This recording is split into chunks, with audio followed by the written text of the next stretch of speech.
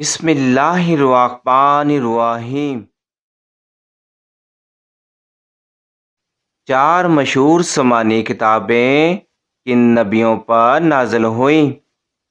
ایمان بالکتاب یعنی اللہ تعالیٰ کی اپنے نبیوں پر نازل کردہ کتابوں پر ایمان لانا اسلام کے بنیادی قواعد میں شامل ہے۔ حضرت آدم علیہ السلام سے لے کر حضور نبی اکرم صلی اللہ علیہ وسلم کی بعثت تک جتنے بھی انبیاء اکرام مبعوث ہوئے، اللہ تعالیٰ نے ان میں سے بعض پر کتابیں اور بعض پر صحائف اتارے۔ ان تمام صحیفوں اور کتابوں پر ایمان لانا ایمان بالکتاب ہے۔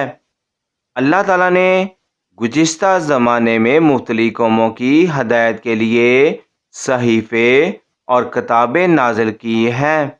ان میں سے چار مشہور کتابیں یہ ہیں جو اللہ نے اپنے پیغمبروں پر نازل فرمائیں۔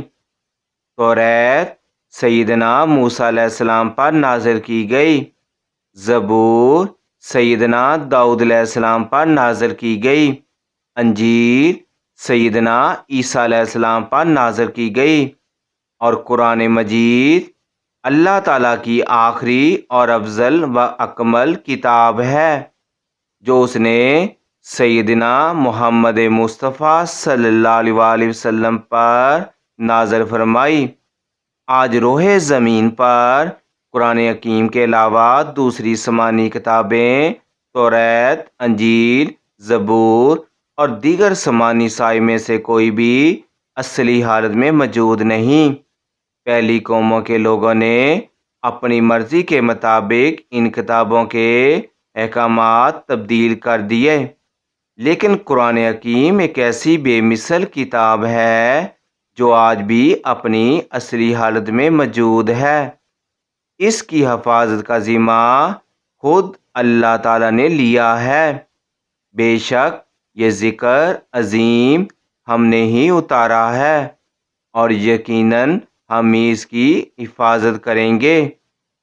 قرآن حکیم ہی وہ کتاب ہے جو قیامت تک بنی نوع انسانی کے لیے کامل ہدایت، کامل ضابطہ حیات ہے۔ قرآن حکیم کے نزول کے بعد سابقہ کتابوں پر ایمان لانا ضروری ہے، لیکن ان کے احکامات پر عمل کرنے کا حکم باقی نہیں رہا، کیونکہ قرآن حکیم سے پہلے کوئی بھی آسمانی کتاب عالمگیر اور آفاقی ہونے کا دعویٰ نہیں کرتی۔ تمام سابقہ کتب ایک خاص قوم کی رہنمائی کے لیے آئی تھی۔ نزول قرآن سے پہلے تمام مذاہب اختلافات کا شکار تھے۔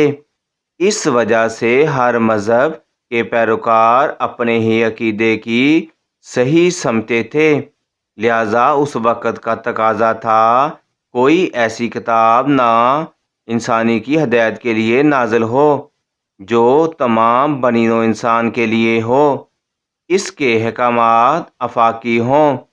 اسی لیے قرآن حکیم میں اللہ تعالیٰ نے ارشاد فرماتا ہے کہ یہ قرآن جملہ جہان والوں کے لیے نصیحت ہی تو ہے، لہذا قرآن حکیم قیامت تک آنے والے سب انسانوں کے لیے ہدایت و رہنمائی کے لیے بے نظیر کتاب بن کر آئی۔